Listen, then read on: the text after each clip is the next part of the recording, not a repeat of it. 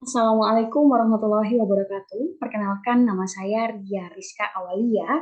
Saya mahasiswi PTG Prajabatan gelombang 1 tahun 2023, bidang studi bimbingan dan konseling.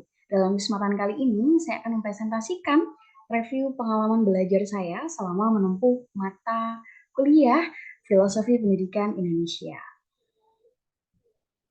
Saya akan share screen terlebih dahulu. Nah, Uh, ini adalah refleksi pengalaman belajar saya selama menempuh mata kuliah Filosofi Pendidikan Indonesia. Ada beberapa pertanyaan identifikasi diri. Yang pertama, pengalaman belajar apa yang berguna dan menarik? Nah, melalui mata kuliah FPI, saya mendapatkan pemahaman mendalam tentang bagaimana pendidikan dapat berfungsi sebagai sarana pengembangan dan pemberdayaan individu. Nah, salah satu pengalaman belajar yang paling berkesan adalah saat kami mengkaji konsep pendidikan Ki Hajar Dewantara yang menekankan pada pentingnya pendidikan untuk membangun karakter dan kemandirian. Nah, melalui diskusi dan analisis, saya menyadari betapa pendekatan ini relevan dengan praktik bimbingan dan konseling.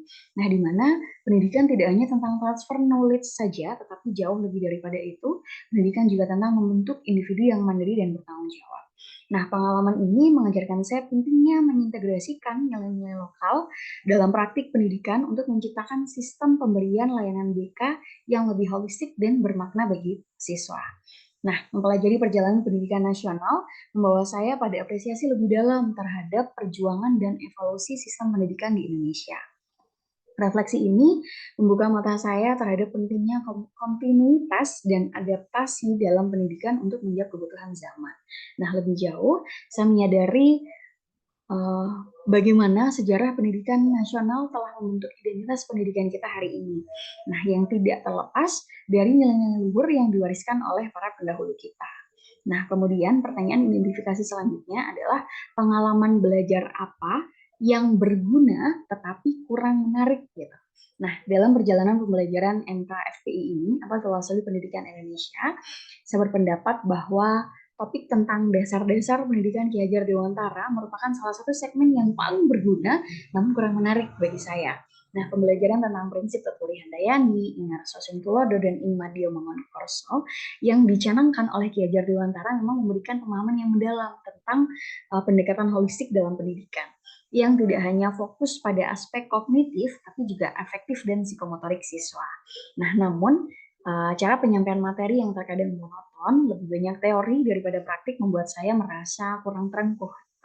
Saya menyadari pentingnya prinsip-prinsip tersebut dalam praktik pendidikan dan bimbingan. Namun, saya merasa kehilangan kesempatan untuk melihat aplikasi langsung dari prinsip-prinsip tersebut dalam konteks pendidikan yang lebih modern. Kemudian, pengalaman belajar apa yang menarik tetapi kurang berguna gitu. Nah, dalam proses mendalami MKFTI ini saya merasa bahwa topik identitas manusia Indonesia menjadi salah satu aspek yang paling menarik bagi saya gitu. Diskusi mengenai bagaimana pendidikan dapat membentuk dan menguatkan identitas kebangsaan serta memahami karakteristik yang membentuk manusia Indonesia memberikan wawasan yang luas tentang keberagaman sosial, budaya, dan spiritual bangsa Indonesia. Nah, materi ini menarik karena memungkinkan saya untuk mengeksplorasi lebih dalam tentang nilai-nilai yang menjadi fondasi bagi bangsa Indonesia dan bagaimana nilai-nilai tersebut tercermin dalam perilaku sehari-hari. Nah, namun meskipun topik ini menarik dan memperkaya pemahaman saya tentang kebudayaan Indonesia, saya merasa bahwa aplikasinya dalam konteks bimbingan dan konseling tidak selalu langsung atau praktis. Ya. Hal ini karena mungkin materi tersebut lebih bersifat teoritis dan filosofis ya, sehingga terkadang sulit untuk diterjemahkan menjadi strategi bimbingan yang konkret atau intervensi konseling yang dapat diaplikasikan secara langsung dalam situasi nyata. Nah, terlebih sekarang lebih apa ya, setelah terjadi globalisasi yang juga memerlukan makna baru tentang bagaimana identitas manusia Indonesia masa kini. Nah, sedangkan pada sajian materi yang disajikan itu terfokus pada bagaimana identitas manusia Indonesia di masa yang lampau, seperti itu.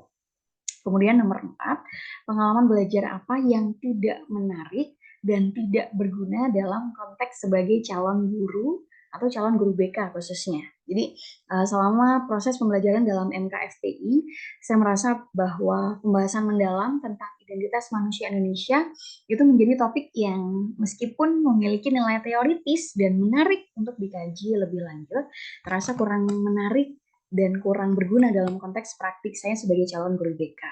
Nah, diskusi tentang identitas nasional yang filosofis dan abstrak ini sementara memberikan pemahaman tentang keanekaragaman dan kekayaan budaya Indonesia, tapi kurang memberikan saya alat praktis atau strategi yang dapat langsung diterapkan dalam menghadapi tantangan nyata di lapangan, khususnya di sekolah. Nah, penekanan pada teori tanpa aplikasi praktik yang cukup membuat saya merasa bahwa topik ini tidak memberikan kontribusi signifikan terhadap pengembangan keahlian profesional saya, khususnya dalam konteks sebagai calon guru BK. Nah, terutama dalam merancang dan melaksanakan program BK yang lebih responsif terhadap kebutuhan spesifik siswa dalam konteks pendidikan yang dinamis dan beragam.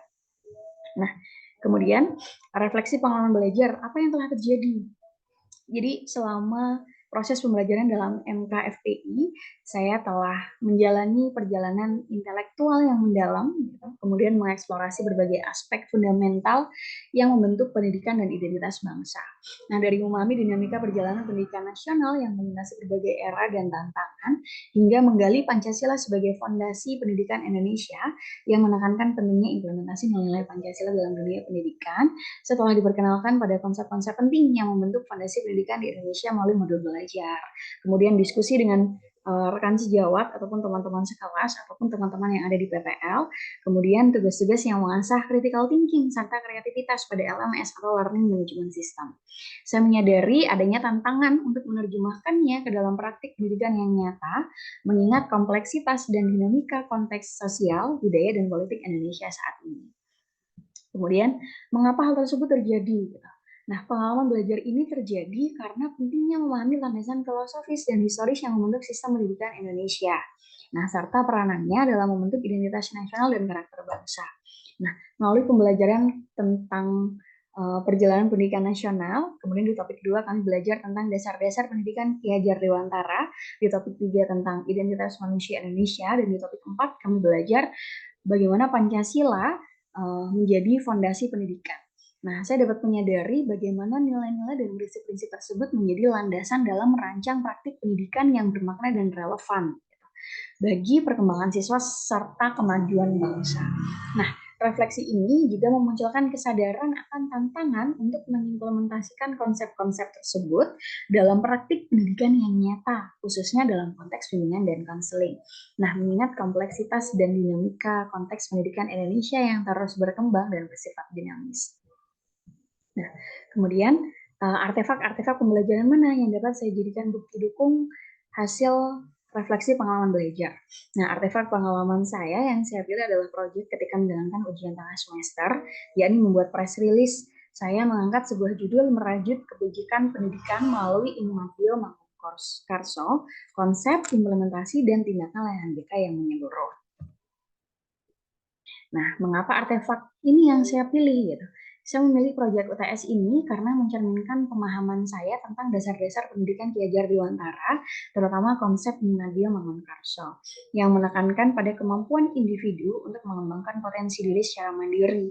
Nah, dalam press release tersebut, saya secara rinci membahas implementasi konsep tersebut dalam konteks kebijakan pendidikan serta tindakan layanan bimbingan dan konseling yang menyeluruh, yang sesuai dengan hasil refleksi pengalaman belajar saya tentang pentingnya integrasi nilai-nilai filosofis dalam praktik bimbingan dan konseling. Nah, bagian mana dari artefak ini yang mendukung hasil refleksi saya? Bagian dari artefak tersebut yang mendukung hasil refleksi saya terletak pada analisis dan implementasi konsep Immanuel Mangkukarso dalam tindakan layanan bimbingan dan konseling yang menyeluruh.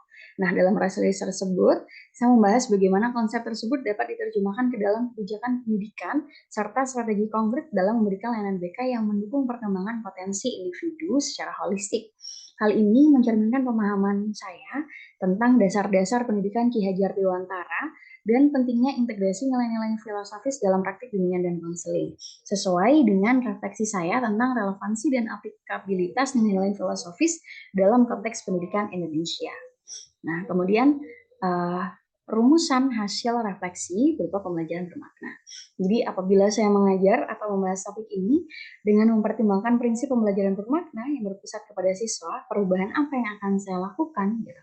Nah, Dalam konteks bimbingan dan konseling, saya akan memperkenalkan pendekatan pembelajaran bermakna yang berpusat pada siswa dengan mengintegrasikan topik-topik filosofi pendidikan Indonesia ke dalam aktivitas dan diskusi yang lebih terarah dan aplikatif. Ya. Saya akan menggabungkan pengalaman nyata siswa dengan konsep-konsep dalam FPI melalui studi kasus, role playing, dan proyek-proyek kolaboratif. Nah, dengan demikian, siswa tidak hanya akan memperoleh pemahaman teoritis saja, tetapi juga dapat melihat bagaimana nilai filosofis ini dapat diaplikasikan dalam kehidupan sehari-hari mereka. Nah, selain itu, sebagai calon guru BK, saya juga akan membimbing dan memberikan layanan BK dengan lebih efektif dan relevan sesuai prinsip dalam filosofi pendidikan Indonesia. Nah, mungkin itu kiranya yang dapat saya presentasikan dalam refleksi pengalaman belajar saya selama menempuh mata kuliah filosofi pendidikan Indonesia. Nah, terima kasih atas perhatiannya. Saya akhiri. Assalamualaikum warahmatullahi wabarakatuh.